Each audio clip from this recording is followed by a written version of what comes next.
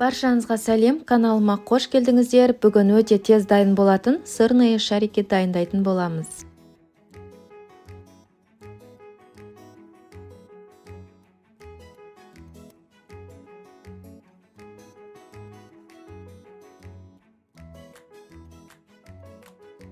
Алдымен құрғақ таза ыдысымызға жұмыртқаның ағын құямыз және кішкене тұз салып миксерлейтін боламыз.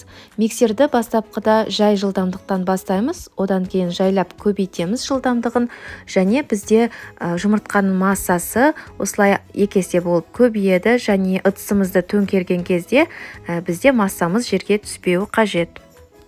Одан кейін үстіне 3 ас қасық ұн қосамыз және жарты шай қасық разрыхлитель қосамыз және лопаткамен осылай араластырамыз.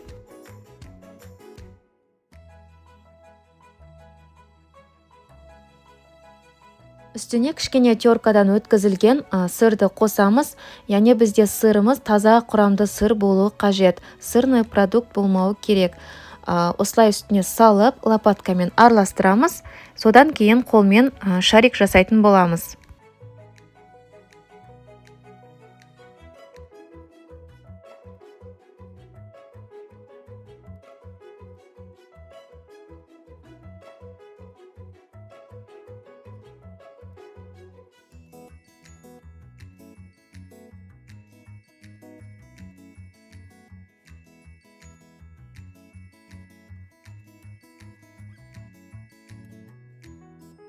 Осылай барлығын видеода көрсетілгендей дөңгелетіп шығамыз. Одан кейін панировочный сухариге осылай бір аунатып шығамыз. Бірақ ол маңызды емес.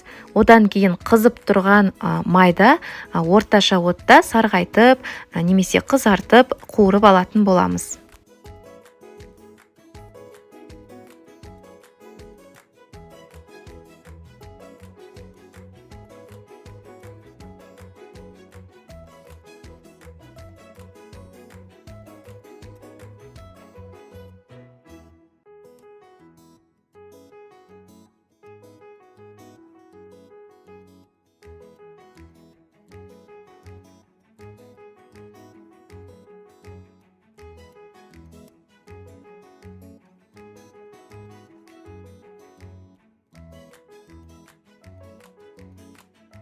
Қуырып болған шариктерімізді осылай міндетті түрде қағаз сүлгіге салып, артық майларынан арыламыз.